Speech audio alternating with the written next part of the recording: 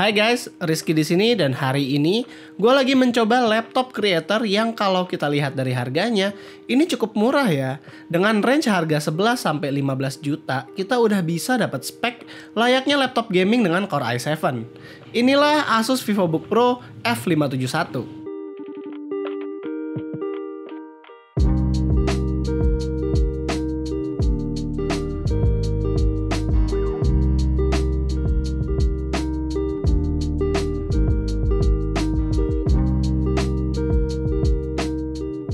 Laptop ini mempunyai desain yang sebenarnya terkesan cukup profesional kalau kita lihat-lihat dari luar. Namun seluruh bodinya terbuat dari plastik yang walaupun terkesan agak murah, tapi ya masih oke lah. Toh harga laptopnya sendiri juga nggak terlalu mahal. Di bagian belakang, laptop ini punya lubang exhaust yang bermotif geometric design gitu agar desainnya ini terlihat lebih artsy. Tapi geometric desainnya nggak terlalu rapih dan terkesan kayaknya desain ini agak buru-buru. Jadinya gue nggak mendapat adanya feel mewah atau unik dari geometric desainnya. Dilihat dari berat dan ketebalannya, gue nggak bisa bilang kalau laptop ini elegan sih. Laptop ini masih bulky dan berat karena spek yang dipunya. Jadi lebih seperti Asus TUF Gaming yang Pro Edition kalau kita lihat-lihat. Saat dibuka, sebenarnya laptop ini bisa kok kalau mau dibuka hanya dengan satu tangan, tapi ya agak maksa. Di depannya ada layar 15,6 inch Full HD berpanel galau, alias sebenarnya Asus nggak pernah klaim kalau monitor mereka ini IPS, alias kalau kita lihat di website aslinya, mereka klaim ini IPS level. Tapi saat kita cek layarnya di display adapter properties, kita mendapat tipe layarnya ini LGD 0563, alias kalau kita search di Google, ini adalah IPS. Akurasi warnanya ini nggak termasuk tinggi, tapi menurut kita ini lumayan. Tipe panel ini udah memenuhi syarat content creator apabila kita mau memperhatikan brightness, resolusi, dan akurasi warna. Namun sayangnya, bezel dari layar ini nggak terlalu tipis buat laptop di tahun 2019 atau 2020.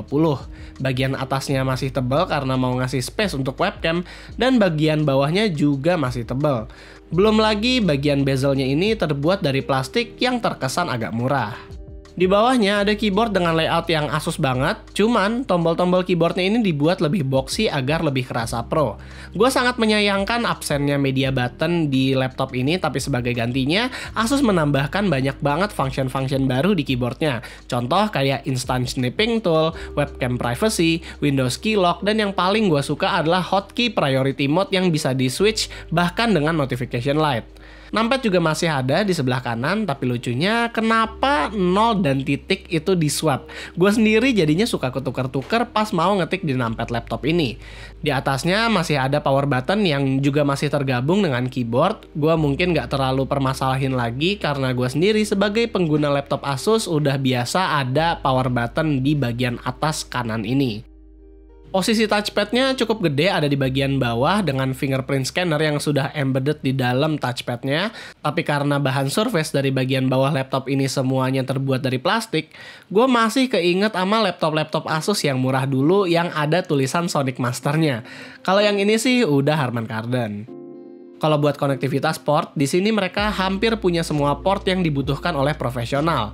Di sebelah kanan ada full size card reader, 2 buah USB 3.2 Gen 1 atau 3.0 Type A, dan terakhir ada Kensington lock. Sementara di sebelah kiri ada charging port, LAN port, satu lagi USB 3.2 yang satu Type A dan satu lagi Type C, dan di ujung ada audio combo jack.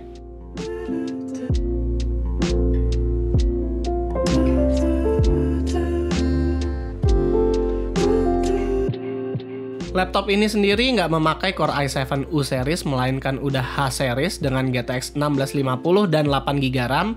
Kedua GTX 1650 dan Core i7-nya adalah yang versi full alias bukan yang di undervolt. Jadi di laptop profesional ini, kalian akan mendapatkan full performance dari CPU dan GPU tersebut. Buat kalian yang budgetnya masih mepet, di angka 11 jutaan juga masih ada yang versi Core i5-nya. Kita sendiri udah coba beberapa aplikasi produktivitas di sini yang mengarah ke content creator seperti Adobe Premiere dan Photoshop, dan karena akurasi warnanya cukup cantik, jadi gue nggak ada masalah di saat grading ataupun mengatur pengaturan warna. Kalau untuk performance, di 3D Mark Firestrike, laptop ini juga memberikan performa yang cukup oke. Hebatnya, performa laptop ini bisa tahan tanpa ada throttle sama sekali. Asus bisa nailed stabilitas performance laptop ini dengan sangat bagus. Belum lagi saat kita melihat suhu luarnya yang juga nggak mengganggu user saat bekerja di waktu yang lama. Menurut gue laptop ini cocok banget buat orang-orang yang mau main content creating seperti Premiere atau After Effects, begitupun 3D design dan arsitektur seperti Blender atau Lumion. Yang gue sayangkan hanyalah RAM dari laptop ini yang hanya 8GB dan bukan 16GB seperti di SKU luar. Tapi kalau kalian mau upgrade, di belakang masih ada slot RAM lagi satu yang bisa diisi sampai 16GB. Jadi 8GB RAM di sini itu adalah 4GB onboard dan 4GB lagi SODIMM yang bisa diganti-ganti. Atau kalau kalian mau upgrade lagi storage-nya juga mereka masih menyediakan satu slot 2,5 inch buat hard disk atau SSD kalau ada yang membutuhkan storage lebih.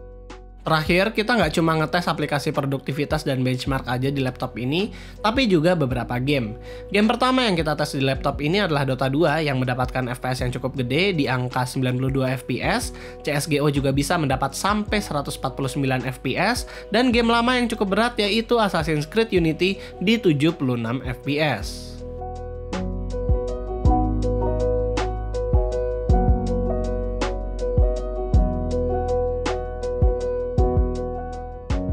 Seperti yang gue bilang tadi, laptop ini cocok banget buat creator yang memang berbudget, seperti content creator yang masih rising, ataupun 3D designer yang suka mobile kemana-mana membawa kerjaan mereka kalau mau ketemu klien.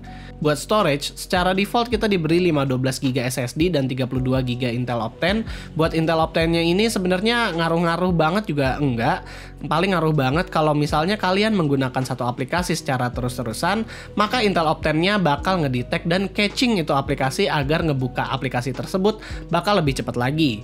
Tapi sayangnya battery life dari laptop ini nggak terlalu yang gede-gede banget.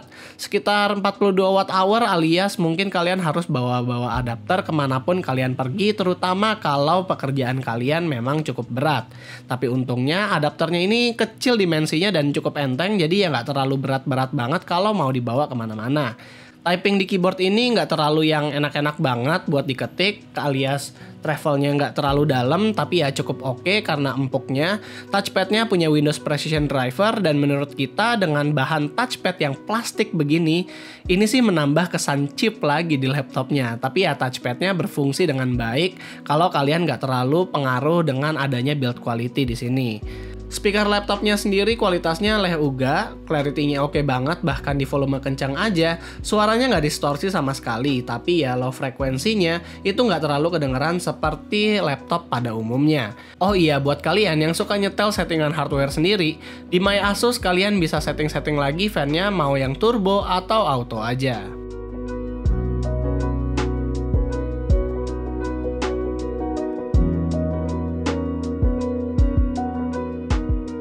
Klaim Asus memberikan laptop profesional untuk content creator di budget yang pas-pasan memang benar. Ini laptop cocok banget buat kalian content creator baru atau graphic designer atau bahkan 3D designer yang mencari laptop murah dengan spek yang mumpuni. Dengan harga segini, bahkan gue mikir kayaknya memang Asus menyediakan laptop yang cocok sama anak-anak yang kuliah di cafe atau arsitektur kalau mereka nggak mau beli laptop gaming. Buat kalian yang suka main game juga sebenarnya laptop ini alternatif yang bagus juga sih. Cuman build quality-nya lebih cheap ketimbang TUF Gaming atau ROG tentunya. Kalau kalian punya pertanyaan lain tentang laptop ini, kalian bisa tanya aja di komentar di bawah. Dan kalau kalian suka dengan video ini, kalian bisa like, share, dan subscribe. Terakhir, gua Rizky. Always have a nice day.